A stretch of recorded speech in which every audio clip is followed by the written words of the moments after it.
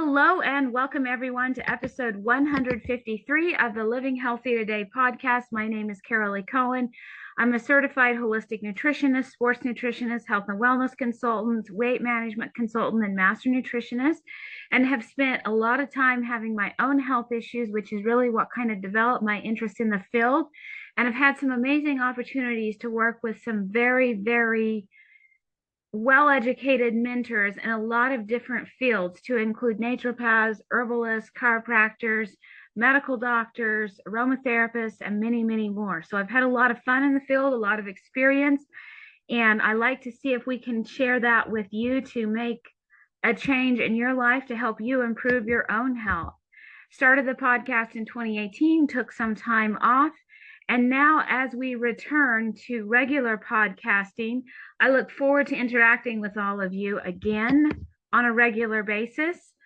And because one of the reasons that I took some time off was for some medical training that is still ongoing and some things in my schedule that remain kind of flexible, I'm not going to be doing podcasts on a scheduled interval like once a week, but I'm going to be recording them as I have time and posting them. You can always find those recordings. You can listen to them at any time at livinghealthytoday.podbean.com. And you can also join our email list by emailing info@wellnesssprings.inc.com. That wellness has two S's at the end. Then you have another S for Springs, and Springs is plural. So info@wellnesssprings.inc.com, like you see on your screen. And we will send out notifications every time there's a new recording, or you can just refresh your Podbean app. And with that, remember that the following information in this podcast is for educational purposes only and is not intended to diagnose, treat, cure, or prevent any disease. The statements presented here have not been evaluated by the FDA. The information is not a substitute for medical advice.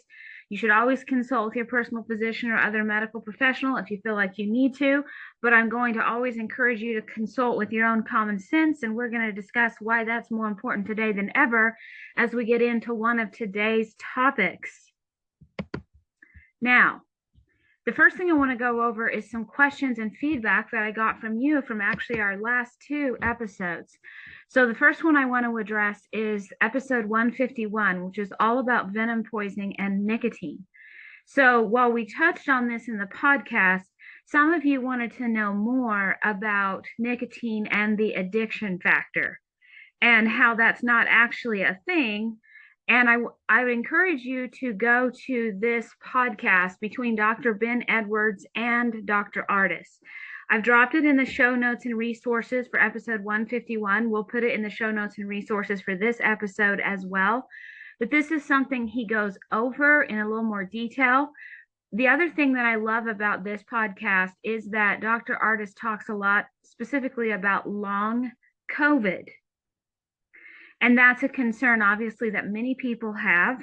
And he talks about the power of nicotine for it, as well as Dr. Ben Edwards mentions how that ivermectin, vitamin C, and oils, more of your citrus oils like tangerine, actually function as partial antivenoms as well, helping to release some of that venom from the body's cells. So this is another reason why things like nicotine, tangerine, and vitamin C actually help people feel better when they've been dealing with this shedding.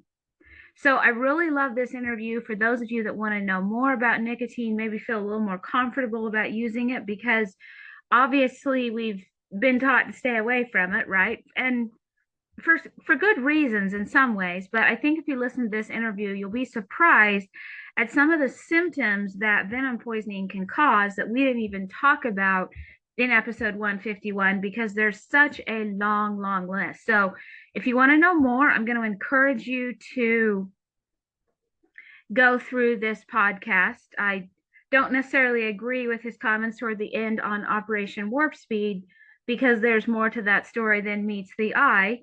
But with that being said, let's move on to the next set of questions that came up from episode 152. So in this episode, some of you reached out to me and said that you had been using the roots and fruits and you loved them. Others had some questions as far as what was working best for them. Maybe there was times they didn't prefer the roots and fruits and they wanted to take the individual products.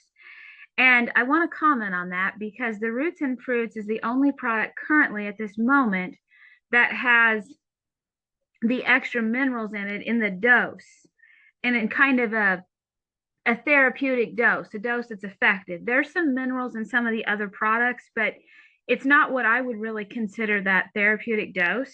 So that is one reason to use the roots and fruits. Now, for those of you that want to use a little less turmeric and more ginger, there's equal amounts of ginger and turmeric in the roots and fruits. So for that purpose, I'm going to encourage you to look at maybe taking extra ginger outside of your roots and fruits. So maybe you're going to take a couple of the roots and fruits so you get the muscadine and you get some turmeric, but you really want to add in that ginger. So, you know, for my people that are looking at more maybe blood sugar issues or maybe more digestion type stuff, or even kidney issues, extra ginger is really key.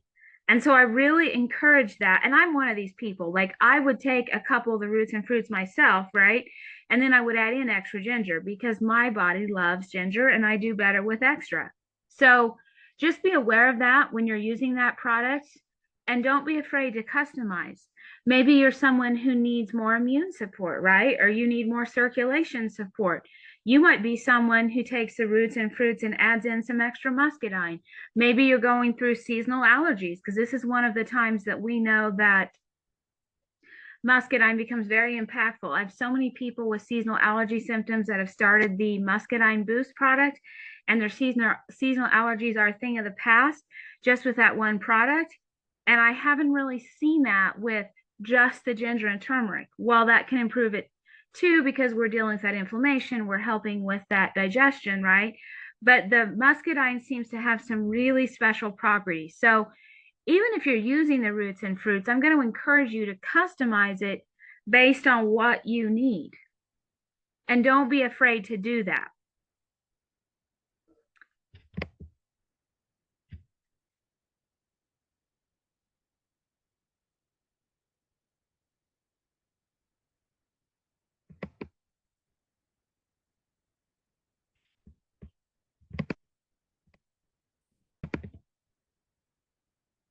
And you can find the roots and fruits either from your Counterway account, or there's a link to create a Counterway account if you don't already have one, or also at wellnessspringsinc.com if you look under the members only section. And remember that this is a product that has ginger, turmeric, muscadine, and plant-derived fulvic minerals in it, all in one package.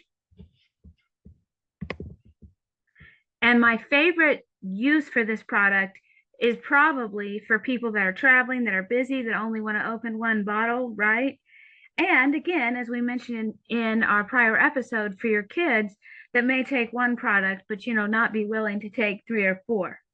At the same time, just be aware that you can always customize and add, more turmeric, more ginger, more muscadine, based on whatever health issue you currently are facing or what makes you feel the best. Now, I want to start talking about the fight for health freedom, which we are winning for the side of good. And remember how I said in the disclaimer section of today's podcast, you needed to consult your own common sense and do your own research? Well, take a look at why I said that. So if you do a Google search here for AstraZeneca vaccine, this is what you're going to see. And you see here from the New York Times, it says AstraZeneca withdraws COVID vaccine worldwide, citing low demand. Fox Business says AstraZeneca to withdraw its COVID-19 vaccine globally as demand dips, rare side effects, and so on. And if you look at this, whether it's the New York Times, Fox Business, BBC, The Independent, The Guardian, if you just read the headlines and you look no further, you'd kind of assume, well, yeah, they're pulling it because COVID's over, right? And demand's dropped. Makes sense. But what's really fascinating is when you actually, and this is literally a Google search. I didn't even go to some of the search engines that give you more unbiased information, right? This is all mainstream. But now let's dig into a couple of these articles. So this is from the BBC. And if we look at that headline that the BBC had again, it just says AstraZeneca to withdraw COVID vaccine without giving a reason. As we dig into the article, it says after more than 3 billion doses, the Oxford AstraZeneca COVID vaccine is being withdrawn. AstraZeneca said it was incredibly proud of the vaccine, but it had made a commercial decision. It said the rise of new coronavirus variants meant demand had shifted to the newer, updated vaccines. But then here is the sentence that you need to pay attention, where you need to start doing your own research and consulting your own common sense.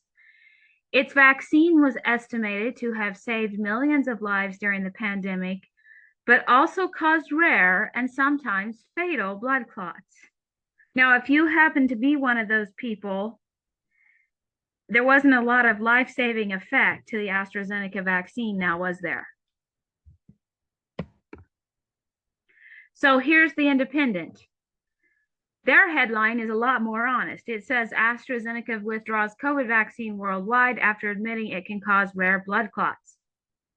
Now, looking into the article, AstraZeneca is withdrawing its COVID-19 vaccine worldwide months after the pharma giant admitted the drug could cause very rare but life-threatening injuries. Now, for comparison, I want you to think about something. How would you feel if a product, a nutritional supplement, let's say vitamin D, caused rare, even if they were rare, but could cause life-threatening injuries? How would you feel if vitamin D kept being sold on the market without coming with a giant glaring warning on every bottle that said, you know, this could kill you? Use at your own risk.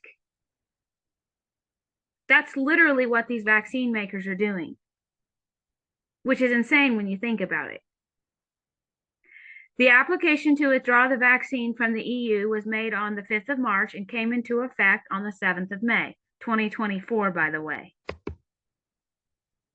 Now, the admission about this rare side effect came after the company was slapped with a class action lawsuit in the UK, which claimed that the vaccine had caused deaths and severe injuries and sought damages up to 100 million for about 50 victims.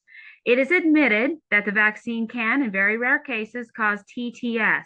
The causal mechanism is not known, AstraZeneca said in court documents in February, the newspaper reported. Not known, that's a straight up lie. I happen to know of some things that can cause blood clots, venoms, graphene oxide, all things that we know are in these vaccines. I mean, I could at least venture a few common sense guesses, right? TTS is thrombosis with thrombocytopenia syndrome, which is characterized by blood clots and low blood platelet counts in humans. So remember, they supposedly don't know, but it says subsequent research found that it caused some people to develop potentially fatal blood clots. Now, AstraZeneca admitted this. Let me read what they said. AstraZeneca's admission that the vaccine could potentially prove lethal ran counter to its insistence in 2023 that it would not accept that TTS, or this thrombosis disorder of blood clots and low blood platelets, is caused by the vaccine at a generic level. So that's what they're saying. This is where it gets crazy. In April 2021, that's more than 3 years ago, the World Health Organization also confirmed that the vaccine could have fatal side effects. A very rare adverse event called thrombosis with thrombocytopenia syndrome, involving unusual and severe blood clotting events associated with low platelet counts, has been reported after vaccination with this vaccine. Again, I want to ask you, when it comes to doing your own research and consulting your own common sense, if vitamin D had been known since April 2021 to cause this side effect, would you not expect it to have been pulled from the market immediately? This is the World Health Organization, who's very pro-vaccine, saying this in 2021. And now finally, over 3 years later, this vaccine is being pulled from the market. If there's one thing that we have learned from scientific research, is that you have to make sure that it makes sense and that it matches with the results that people are having in everyday life. Because if it doesn't, you should be very concerned and steer very clear of it and decide if it's really right for you. This is incredibly upsetting when you think about it on its face, because we've been taught to trust our medical system. And a lot of that trust is blind trust without having done the research. And no, I'm not saying that everybody in the medical system is evil or in on this, but this is why it's more important than ever to do your own research. And you shouldn't even pay attention to what I say if it doesn't seem right to you, if you've done your research and you found counter research, right? Because some of these things are new and we're learning about. And you always literally need to be your own researcher and to be your own doctor before making decisions that could affect your personal health. Now, I want to talk about some of the oils that we have been using for some of today's battles with sickness, and some updates on how you can use those oils more effectively, because as we've experienced different types of shedding from different shots, whether it was the COVID shots, shingle shots, flu shots, and again, I want to remind you that the shingles and flu shots now seem to be contaminated mRNA shots as well, and that in some cases they're even kind of rolling COVID shots into some of these things. So what all the truth is, I don't know, because I don't have access to all of the lab test results from all this stuff, but I don't like anything I see. And I see this ongoing battle with sickness that doesn't seem to be calmed down by kind of our normal standard oils or normal things that always worked super well in the past. So I want to talk to you about some of the things that I like to do in addition to our basic oils. I've done many episodes in the past about using eucalyptus, tea tree, and lemon. And a lot of times those basic oils will take out a lot of bugs. Now, since we have had mutated, stronger bugs that you could almost describe as a mini version of the plague, right? We have seen that not work as well. And again, what all those reasons are, I don't know. I'm more interested in, if you're sick, how do we get you better? And if we're dealing with venom-based poisoning, that's where we really need to turn to something like the nicotine patches. But if you've got symptoms on top of that, like really throwing up or really upset stomach or really severe flu or cold-like symptoms, this is where these oils can become very helpful. And I should also bring in, these are the oils to use in the case of severe fevers. There's a number of people, unfortunately, that have ended up in the ICU with fevers that wouldn't respond to anything. ICU couldn't figure out what was going on. They never did figure out. Some of those people then developed blood clots from the treatments they were given. Yes, I'm not kidding. What has happened way too many times, and they never did figure out what was going on. So when it comes to up-leveling our strategies, that's what I'm going to talk about, is how we can up-level our strategies. And because I know that these types of bugs are out there, they're floating around, and I want to make sure that you don't fall prey to them, I want to make sure that I don't fall prey to them, I just go ahead and treat this like a severe illness right off the bat, so I don't lose ground, so my immune system doesn't get run down, so there's not even a chance of it developing further. So the oils that appear to be the most effective to add into our standard protocols are clove, cinnamon, and rosemary. Now, rosemary is unique in the fact that it goes after some specific types of a little bit more rare bacteria that things like eucalyptus, tea tree, and lemon don't touch. We don't even know exactly how rosemary does that or why. We just know that it does, and it's a very effective antidote in some of the bacterial fight that we're facing. Clove and cinnamon are stronger.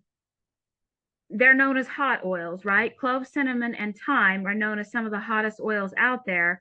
You could probably include oregano too, but clove and cinnamon seem to be uniquely suited for helping with this particular round of illnesses, be they viral, bacterial, doesn't really matter. But when we start combining some of our stronger oils, it's much harder for things to now evade. When we talk about blends, let me actually go back a slide. My favorite one is a blend called the Immune Support.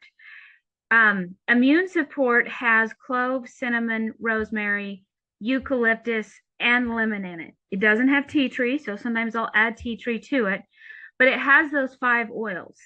And because of the way this particular oil is blended, I haven't had trouble even using it on smaller children in my personal experience. It's what I've chosen to do based on my own research, right? When you go to some of the other blends that might have thyme in it or some other oils, you have to be a little more cautious with children.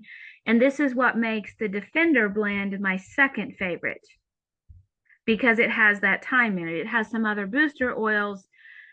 So I try to first talk about the oils that I know are going to be the safest for the widest range of people. And you can find either of these oils on my website at Wellness Springs. And I want to talk specifically about how I would do dosing, because how you do dosing is really important here. So if someone is throwing up or they can't keep anything down, which is the case sometimes with these illnesses, or you're dealing with a child who can't swallow capsules, I will always ask, are they having symptoms in their lungs? Are they having symptoms in their stomach, right? And that's the first place that I'm going to put the oils. Now, there's no law against putting in both places, but if they're just having stomach issues and no lung problems, I'm probably just going to go on the stomach. So I'll do 3 to 4 drops on the stomach or the lungs 3 to 4 times a day. So I like to space that out, in the time that you're going to be awake. And you can use a carrier if needed. That can be grapeseed, coconut oil, or I love the Infinity oil as well. Doesn't really matter. Now, if you use a truly pure oil, and especially a frequency infused one, like both the Defender and Immune Support are, a lot of times you won't have the burning effect, but some people do. And if you do, just simply use one of these carriers to take that out.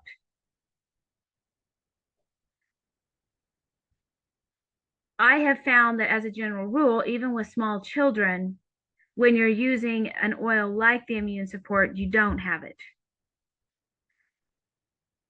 But since we're using hot oils, again, like the clove and cinnamon, I want to really put that caution out there. Now, the other thing I really like to do, if you're able to swallow capsules, and I like this because people seem to get better quicker if we target the internal portion and we can kind of get those oils everywhere, right? So I'll put 3 to 4 drops of the Immune Support of the Defender in a capsule with a carrier, just so it kind of helps buffer that, as it's breaking down and going into your stomach. So again, my favorite's the Infinity oil, but you can use grapeseed or coconut again, whatever you personally like. And then I just take 1 capsule 2 or 3 times a day. If someone's really feeling nasty, I'll combine this. So where they're taking the capsules internally and also doing the oils externally.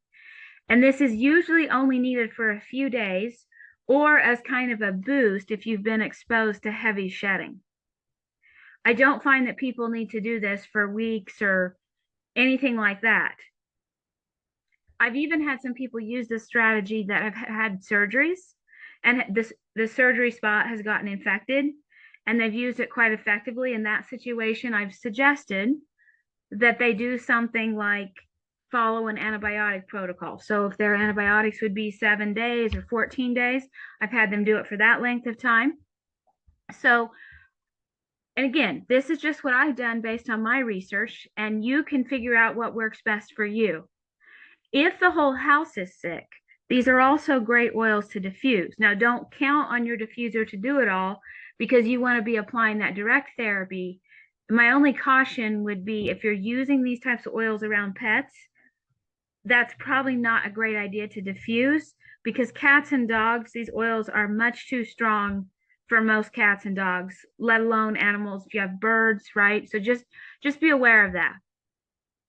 Now, if you don't have either of these oils, some other blends that can function as substitutes are going to be Thieves, On Guard, and the Rocky Mountain Oils Immune Strength. Those are some common oils that sometimes you can pick up in an emergency or you might already have on hand, right? Now, I don't, with the exception of the Rocky Mountain Oils Immune Strength, I don't actually love Thieves and On Guard because just experience has taught me that the immune support and the defender work a little better. And I think it has to do with that frequency infusion and maybe also less dilution of the oils. And again, I'm not trying to go after a particular brand because I know this might be an unpopular opinion, right? But all I'm telling you is just based on experience with a whole lot of people. I've seen quicker results from the immune support, the defender, and the Rocky Mountain Oils immune strength. I'm also going to encourage you, whatever blends you're using, make sure that you read the labels when you're using it on small children, especially under age 2, because this is the one time that we do have to be a little cautious when we're using these hot oils, and we want to use them correctly and not cause any harm. And again, would I use a hot oil that maybe was a little risky versus going to the ER, the ICU, and taking a bunch of antibiotics? Absolutely, I would personally. But that's something you should be aware of, and you should do your own research and do what's right for you. And finally, that brings us to the end of today's podcast. And in our next episode, we're going to do an announcement on how you can get some of this high quality nutrition at Costco style pricing and with free shipping. I'm really excited about that. It's some of our favorite products, including the roots and fruits, at even better pricing. So with that, you can find all of our prior recordings at livinghealthytoday.podbean.com. You can download the Podbean app and follow Living Healthy Today. You can always go to our website to ask us questions, wellnesssprings.inc.com. You can email me there. And if you have any questions or topics you'd like to see covered, you can also request those via email. And with that, I hope you have a wonderful day, and thank you so much for listening.